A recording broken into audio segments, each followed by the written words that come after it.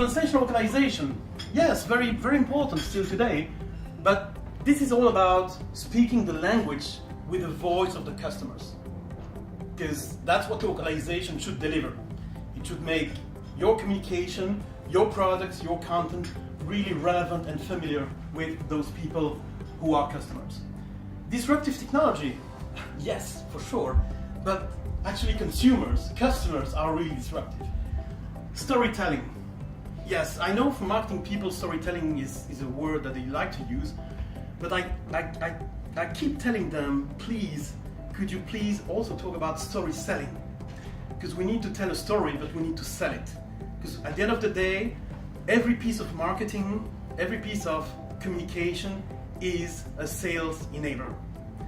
Sometimes people write a very nice case study and they describe a product, how a product is used by a client, and it's very narrative, it's very descriptive. Great, but okay, what's next? It should be used as a sales enabler. It should be used as something to convince customers. So it's about selling the story more than just telling it only. Cost management. Okay, I'm not going to talk about money now, but cost management is a huge concern and a huge challenge for all of us. But how to turn cost management into cost leadership? Because if you manage your cost, or if we manage our cost properly and effectively, we are going to deliver cost leadership, which is another word to say we're going to make the most of the money to be better than competition and to delight customers. And these words, which are here, are much more impactful for executives than these words. That's my experience. Because when a marketing executive is hearing about localization, translation, interesting, but when it's about the language of customers, wow, this is resonating much louder than just translating. So sometimes it means the same thing, like effectiveness and management. You might say, oh yeah, I want to focus on how I manage the content, but when you have a meeting with a client or with a stakeholder in your company, talking about effectiveness might just be a better word to actually trigger off some positive reaction. So that's why we are using this as game changers for mindsets as well. So it's sometimes good to change the mindset of some people, and also this is a good picture or a good overview of what it means to address most of the world as opposed to the rest of the world, which is probably something very relevant in US companies like mine, but if you work for a European or Asian company, that might be less painful. So, speaking the language of customers. As I said, many people might say, yes, I want to talk in French to my French customers. Yes, for sure.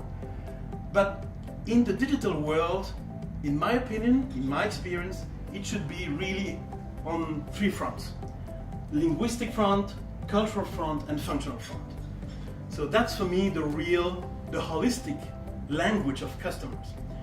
Of course, linguistically effective content is important because that's what the client wants. I need to understand content based on spelling, syntax, vocabulary, etc.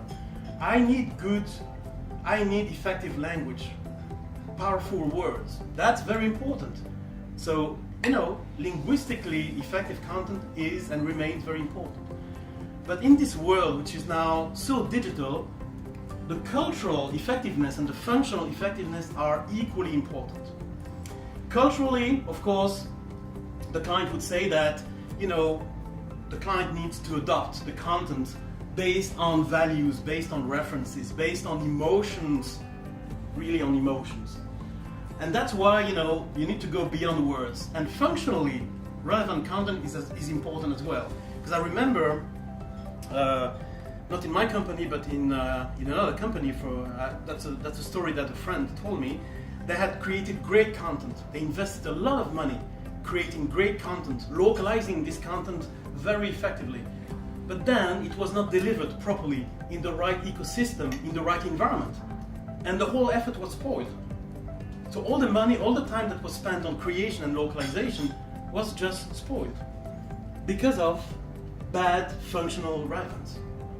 So meeting local experience requirements, as I said, implies engaging linguistically, culturally, and functionally.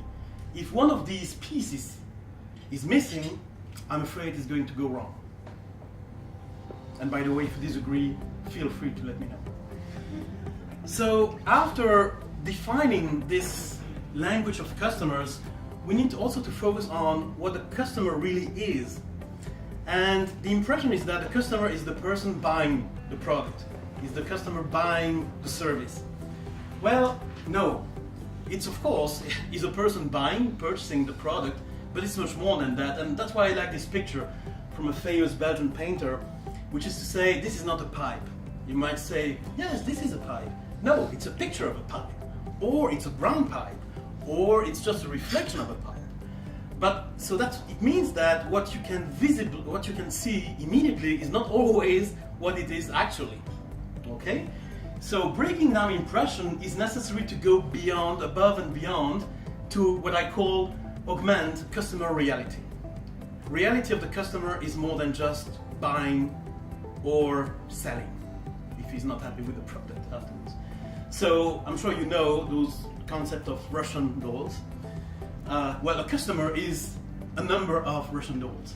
He's purchasing, he's deciding, making decisions for himself first, or for other people. He's sharing, he's asking, he's comparing. He's struggling sometimes because he cannot find your product, or he's searching and he's looking. So all these roles, all these facets of the customer is really related to what I call micro experiences. And micro experiences go hand in hand with snackable content. I know I mentioned there is at least one person in the room who saw this presentation in the Silicon Valley, Yuka. But it's very important because today I think that delivering snackable content is even more important than ever before.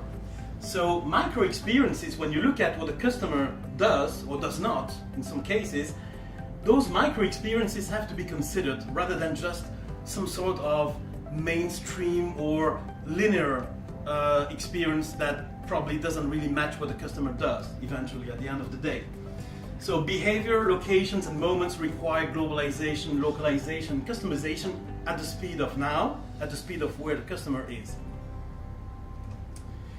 So, having said something about snackable content, this is how we define snackable content.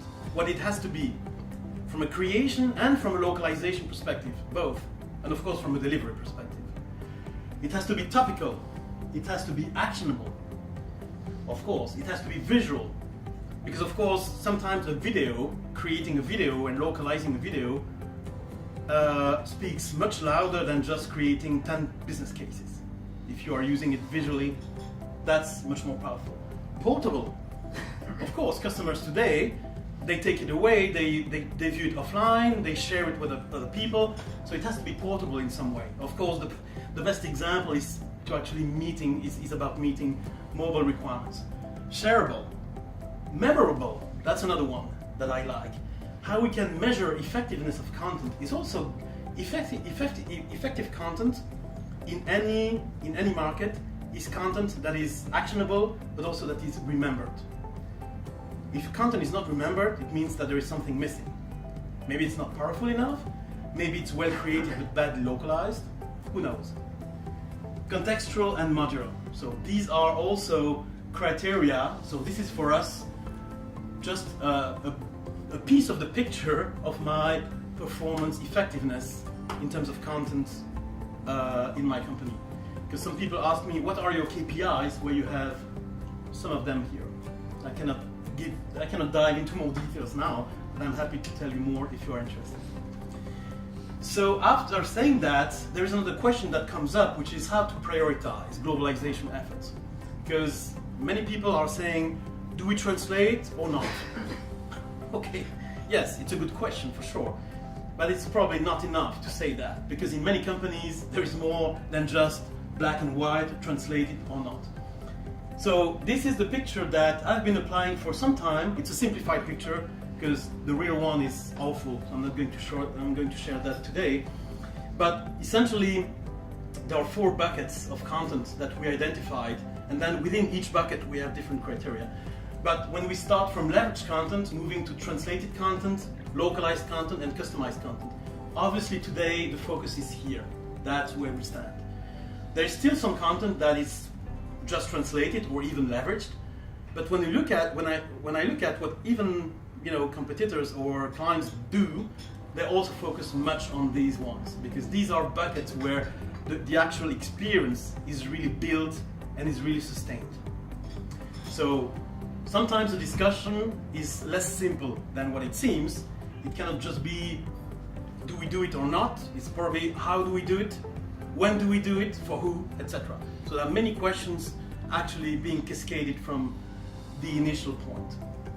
And last but not least, as I said, just a quick word on how to make this stand from the crowd. So this might be applicable to you if you are leading those efforts in your company, or this may be applicable to your suppliers. Sometimes suppliers, they want to be better, they want to serve you better, more effectively. Well, in my experience, and that's not only related to Nielsen, but also in my previous life at HP, for instance, it's always starts as a business service. Globalization, digital globalization, or even sometimes marketing, starts as a business service, which is probably necessary, but it's not great, because a service is a service, unfortunately. And the word service speaks for itself. So it's very important to start there, because of course, it's at least it's good to gain some visibility. But on the other hand, it means a cost driver and a purely operational approach. So just being considered as a cost driver and an operations guy or team is not going to lead anybody very far. So the next step is usually to become a business enabler. And the business enabler is much better because it becomes more planned, it becomes more engaged, it becomes more synchronized with the product life cycles, and it becomes also a cost center, which is better than a cost driver. It's not perfect, but okay. Cost center is always one step forward, and it becomes also more tactical in a way. But of course, the icing on the cake, or the golden dream of some people, including myself, is to become and to stay, which is even more difficult, to stay a business partner, to be considered as a business partner.